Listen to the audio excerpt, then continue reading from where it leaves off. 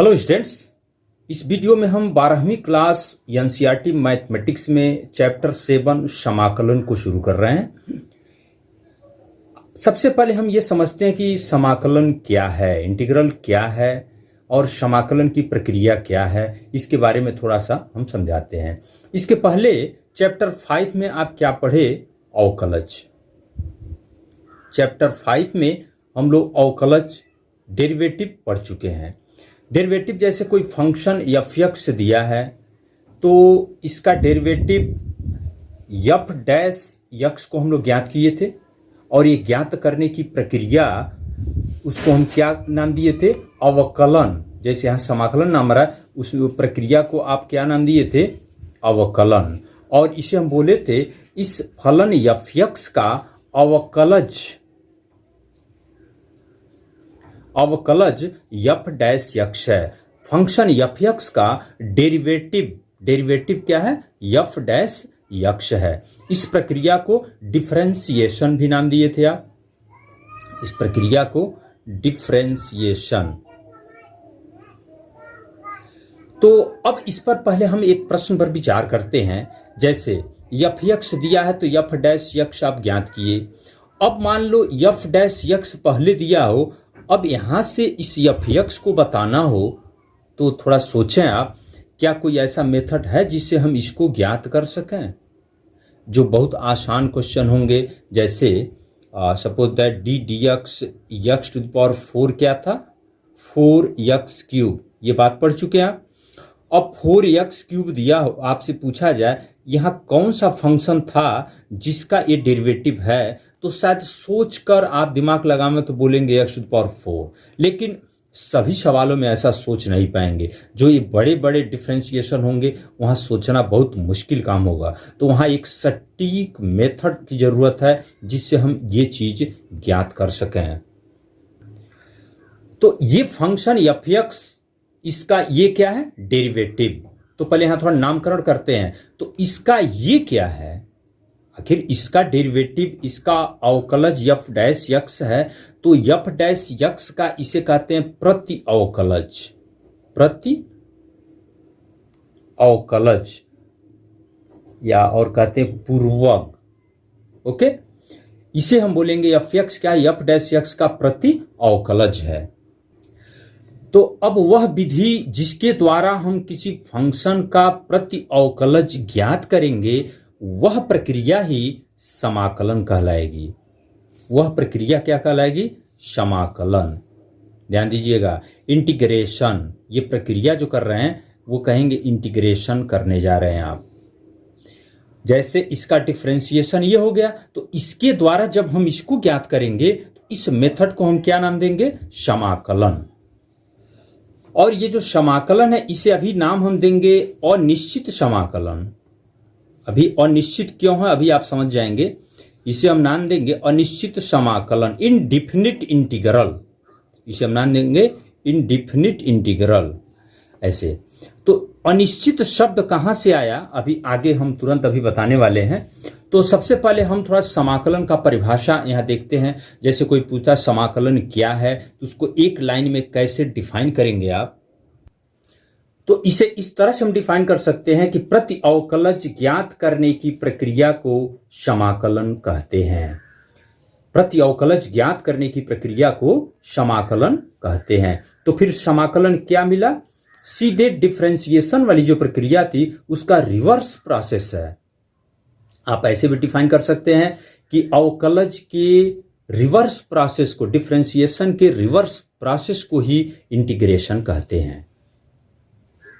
तो इंटीग्रेशन में हम क्या ज्ञात करेंगे? किसी फलन का अवकलज डेरिवेटिव f'(x) ज्ञात हो तो फलन f(x) को ज्ञात करना।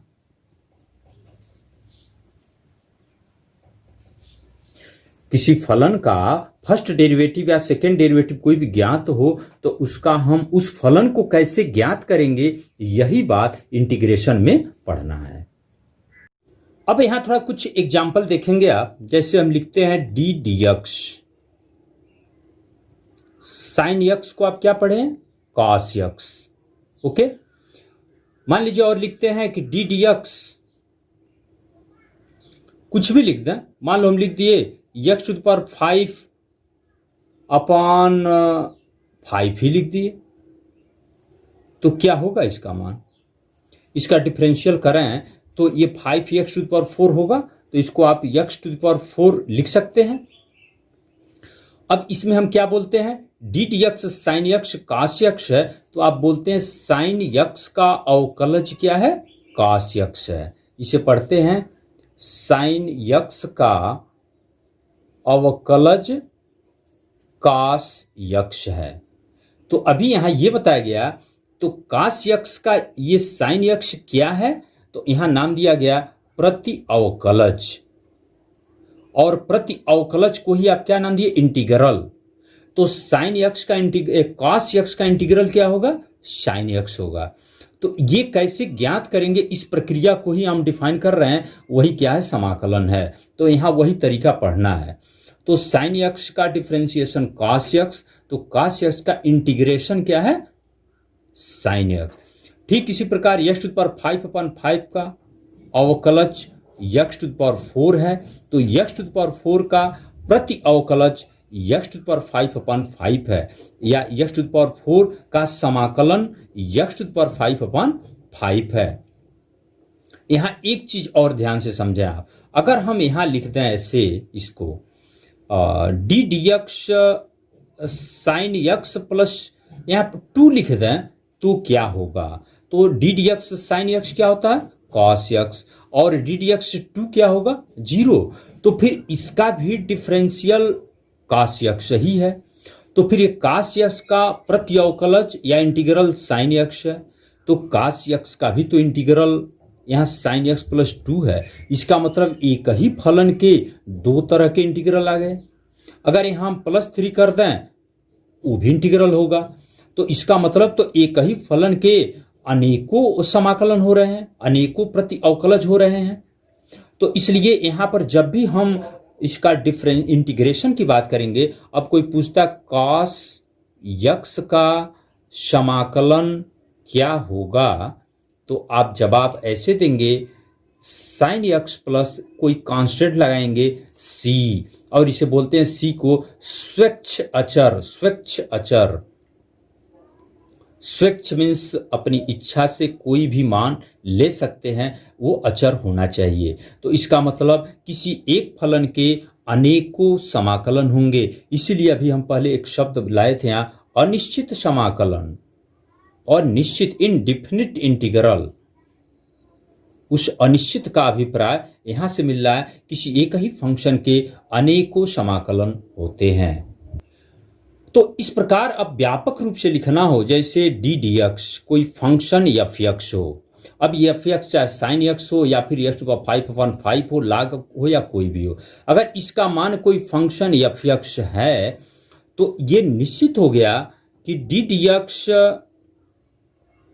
एफ एक्स प्लस सी जो होगा वो भी एफ एक्स ही होगा, जहां सी एक स्वच्छ अचर है। प्रत्येक स्वच्छ अचर के लिए D T X F X plus C का मान भी एफ एक्स होगा। तो हम यहाँ क्या बोलेंगे, यहाँ ये बोलेंगे एफ एक्स, जो एफ एक्स है इसके प्रति अवकलजों का फैमिली, प्रति अवकलजों का परिवार क्या है? एफ एक्स प्लस सी है। क्या बोल रहे हैं? एफ एक्स के प्रति अवकलजों का परिवार एफ एक्स प्लस सी होगा।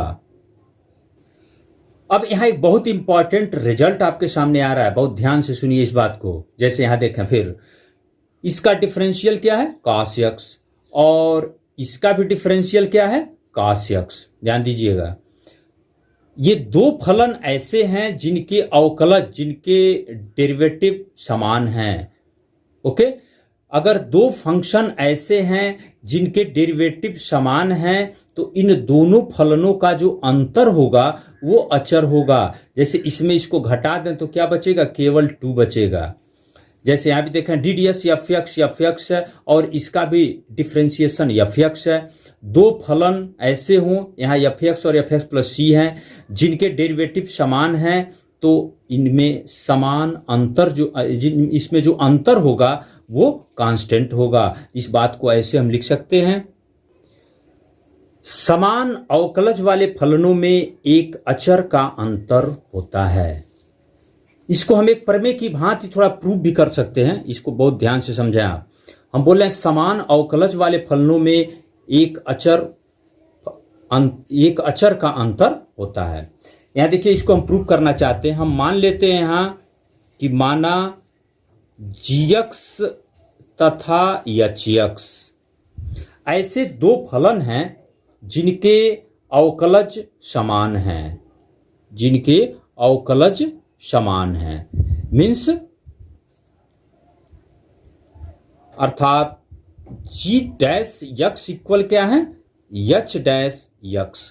तो इस रिजल्ट से क्या मिल रहा है, तब ये gx माइनस hx जो होना चाहिए वो अचर होना चाहिए। ये नहीं बताया जा रहा, समान अवकलज वाले फलनों में एक अचर का अंतर होता है। तो हम gx माइनस hx के बारे में बात करते हैं। तो मान लें हम अभी ये जो gx माइनस hx है वो एक फलन fx है। हम मान लिए x का एक फंक्शन है, हमें क्या प्रूव करना है, ये fx अचर होगा, कांस्टेंट होगा। कब, जब ये समान डेरिवेटिव वाले फंक्शन है। तो थोड़ा इसका हम डिफरेंशियल करते हैं, दोनों पक्षों का डिफरेंशियल कर दें तो क्या आ रहा, ध्यान दीजिए। D D x F x को लिखना हो तो आप यहाँ इसका डी डी एक्स कहो या फिर जी डैश एक्स को, बात एक ही है, माइनस एच डैश एक्स। तो अभी यहाँ क्या माने आप कि जी एक्स और एच एक्स समान अवकलज वाले फंक्शन है, अर्थात g dash x equal h dash x है। तो जी डैश एक्स इक्वल है एच डैश एक्स, तो ये अंतर क्या हो गया, फिर d D x F x क्या हो गया, ये जब बराबर हैं तो ये जीरो हो रहा है। तो अवकलज वाले पाठ में हम लोग क्या पढ़े हैं, कैसे फलन का डिफरेंशियल जीरो होता है, अचर, जो अचर फलन होते हैं उसी का डिफरेंशिएशन क्या होता है, जीरो। तो यहां से क्या प्रूफ हो रहा है, अतः एफ एक्स एक अचर फंक्शन है, एक अचर है। तो ये प्रूफ हुआ। यहाँ क्या प्रूफ करना था कि समान अवकलज वाले फलनों में एक अचर का अंतर होता है। तो यहाँ जीएस और एचएस अगर समान डेरिवेटिव वाले फंक्शन हैं तो इसका अंतर जो एफ एक्स है वह एक अचर है। ये बहुत महत्वपूर्ण रिजल्ट है। अब कुछ बहुत इंपॉर्टेंट नोटेशन थोड़ा सा देख लें आप, संकेतन, ऐसे संकेतन हम आपको बताने जा रहे हैं। जैसे अभी आप पढ़ रहे हैं कि यहाँ लिखिए एफ एक्स का, या ऐसा करो कैपिटल एफ एक्स ले लें, एफ एक्स का अवकलज, एफ एक्स का अवकलज को आप किससे नोट करते हैं, D D x F x.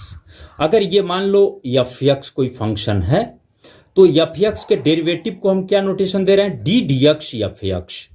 तो यहां हम क्या भी आपको पढ़ने को बताए, हम ये बताए इस एफ एक्स का समाकलन क्या है, एफ एक्स। तो इसे कैसे नोट करें, जैसे इसको शब्दों में हम बोल रहे हैं एफ एक्स का अवकलज, यहां लिखा है एफ एक्स है, ऐसे नोट किए। तो इसे हम क्या पढ़ेंगे, F x small F x का समाकलन क्या है, कैपिटल एफ एक्स। तो इसे हम नोट करेंगे, इंटीग्रेशन का संकेतन ये होगा, ओके, ऐसे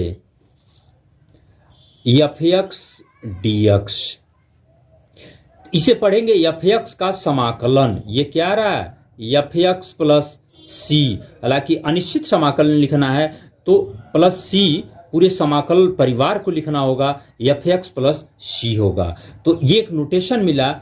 जैसे यहाँ D D x F x अवकलज नोट कर रहा है, वैसे ये समाकलन का संकेतन होगा, इंटीग्रेशन डीएक्स पढ़ेंगे।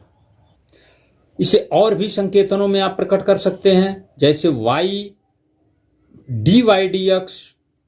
अगर एफ एक्स है, वाई कोई फंक्शन है, उसका डेरिवेटिव क्या है, एफ एक्स है, तो एफ एक्स का इंटीग्रेशन क्या है, वाई है। तो इंटीग्रेशन को हम क्या लिखेंगे, ऐसे integration F x D x, इसको लिखेंगे y, और इसे हम पढ़ेंगे, इसे पढ़ेंगे x के सापेक्ष एफ एक्स का समाकलन, x के सापेक्ष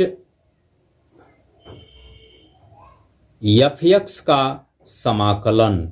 ये थोड़ा सा शब्दावली नया आ रहा है, इसलिए हम थोड़ा सा इसको विस्तार से बता रहे हैं आपको।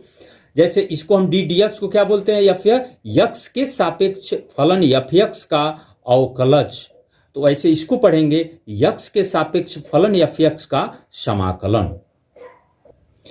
और इस समाकलन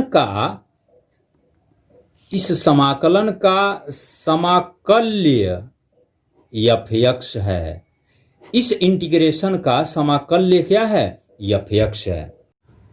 अब आप लोग ये बात अच्छी तरह से समझ चुके कि समाकलन क्या है।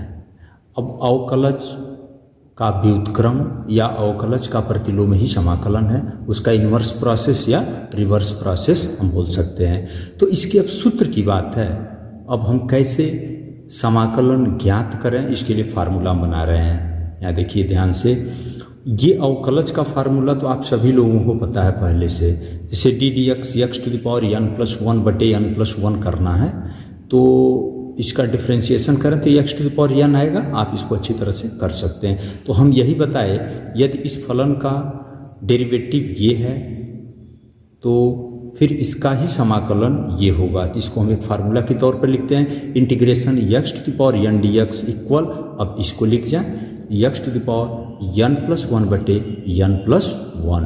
और अभी इंडिफिनिट इंटीग्रल हम लोग पढ़ रहे हैं, अभी इसके पहले हम बताए ये प्लस सी का क्या अभिप्राय है, तो प्लस सी सब में लगाएंगे ये हम।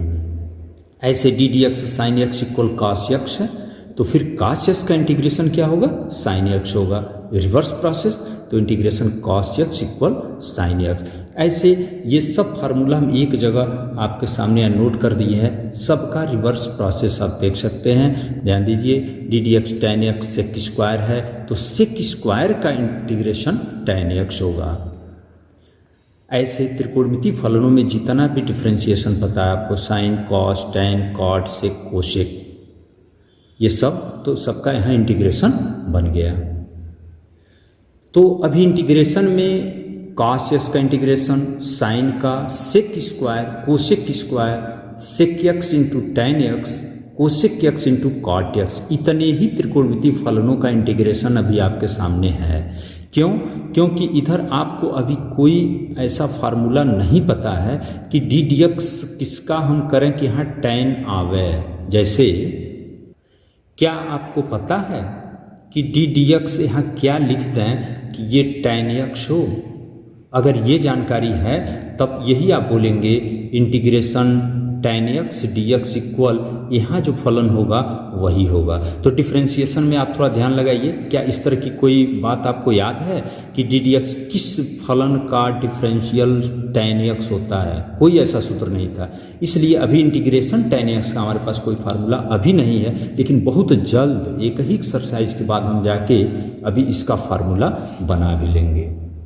तो अब यहाँ अभी कितने का इंटीग्रेशन हो गया, cos sine sec square cosec square sec x tan x और कोसेक एक्स कॉट एक्स। और इसी प्रकार यहाँ इनवर्स फलनों के, जैसे साइन इनवर्स एक्स का डिफरेंशियल इतना होता है, तो इसका इंटीग्रेशन 1/√1 माइनस एक्स स्क्वायर का इंटीग्रेशन साइन इनवर्स होगा। ओके, अब यहाँ कॉस इनवर्स का डिफरेंशिएशन क्या है, माइनस होता है, लेकिन अब माइनस यहाँ लगाते हैं तो 1/√1 माइनस एक्स स्क्वायर होगा, तो इसका इंटीग्रेशन ये भी होगा। अब आप सोच रहे होंगे ये तो ये कहीं फलन के दो इंटीग्रेशन हो गए, तो फिर इसमें और इसमें कोई अंतर नहीं है। क्यों?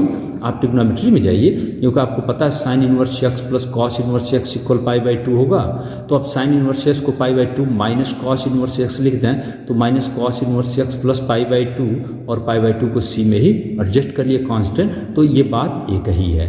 ठीक इसी प्रकार यहाँ tan inverse cot inverse sec inverse सबका फार्मूला आप मैच कर लीजिए, ध्यान से देख लीजिए। अब सीधे जब क्वेश्चन हम लोग लगाएंगे तो यहाँ इस तरह का कोई भी फलन आएगा यहाँ पर, तो उसका सीधे मान लिखना होगा। जैसे आपके सामने कोई आ गया integration 1/x under root x square minus 1, इसको सीधे हम लिखेंगे sec inverse x plus c, और ऐसे आप सब देख सकते हैं D D x e to the power x equal e पर एक्स का, तब इसका इस ई पर एक्स का इंटीग्रेशन ये होगा, यहाँ log x 1/x, तो 1/x का इंटीग्रेशन log x, ऐसे सभी सूत्रों को याद करना है अच्छी तरह से। ये सूत्र याद हैं तभी सवाल लगा पाएंगे। इसमें d D x x to the power n वाले में थोड़ा एक चीज़ और ध्यान से समझ लें, ये जो फार्मूला है integration x to the power n, ये तभी लागू होता है जब n इज नॉट इक्वल -1। जैसे x टू द पावर -1 है तब ये सूत्र हम नहीं लगाएंगे, भिन्न है कोई लगेगा, 1/2 है, 1/2 धन 1/1/2 धन 1 लगाएंगे फार्मूला। ओके, अब यहाँ अवकलन एवं समाकलन की थोड़ा हम तुलना करते हैं। जैसे दोनों में क्या है, दोनों फलनों पर संक्रियाएं हैं, अवकलन भी एक संक्रिया और समाकलन भी एक संक्रिया है। और इस तरह से आप डिफरेंशियल में पढ़ चुके हैं कि दो फलन हो, दोनों में कांस्टेंट का गुणा हो, तो k1 f1x plus k2 f2x है, तो k1 और डिफरेंशियल इसका करते हैं और फिर प्लस k2 अलग अलग इनका डिफरेंशियल करते हैं। ठीक ये प्रोसेस इंटीग्रेशन में भी लागू होगा। जैसे k1 f1x plus k2 f2x dx है, तो k1 यहाँ करके f1x का इंटीग्रेशन कर लीजिए प्लस k2 ऐसे। और एक महत्वपूर्ण गुण ये है, जैसे डिफरेंशिएशन में हम क्या करते हैं, जैसे मान लो d D x to the power 5 करना है तो 5x टू पावर 4 आता है। जितने बहुपद हैं पॉलिनोमियल, उनका जब डिफरेंशियल करते हैं हम तो उसकी घात कम होगा।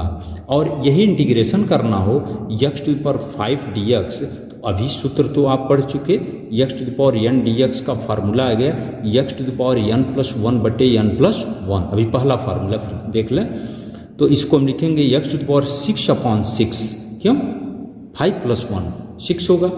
तो डिफरेंशियल में बहुपद की घात घटता है, जबकि समाकलन करने में, इंटीग्रेशन करने में बहुपद की घात बढ़ता है। एक प्रॉपर्टी ये है, दोनों में तुलना करें तो। और अवकलन में, डिफरेंशियल में आप ऐसे पढ़े थे कि प्रत्येक फलन अवकलनीय नहीं है, ये बात बताया गया था, अवकलनीय नहीं है, क्योंकि एक्सरसाइज 5.1 में यही तो जांचना था कौन फलन अवकलनीय है कौन अवकलनीय नहीं है, तो सभी फलन अवकलनीय नहीं है। ठीक इसी प्रकार सभी फलन समाकलनीय भी नहीं होंगे। यहाँ पर जो फलन समाकलनीय है वही इंटरमीडिएट में हम लोग पढ़ेंगे, लेकिन जो फलन समाकलनीय यहाँ नहीं है उनके बारे में विस्तार से हम अगली कक्षाओं में पढ़ेंगे। और ये भी पढ़े हम कि अवकलन और समाकलन में क्या रिलेशन है, ये दोनों एक दूसरे के व्युत्क्रम हैं, दोनों एक दूसरे के व्युत्क्रम प्रक्रियाएं हैं। अवकलन का व्युत्क्रम समाकलन है और समाकलन का व्युत्क्रम अवकलन है। तो इन सब बातों को आप अच्छी तरह से समझ लें और उसके बाद हम अगला वीडियो एक्सरसाइज 7.1 पर बनाते हैं।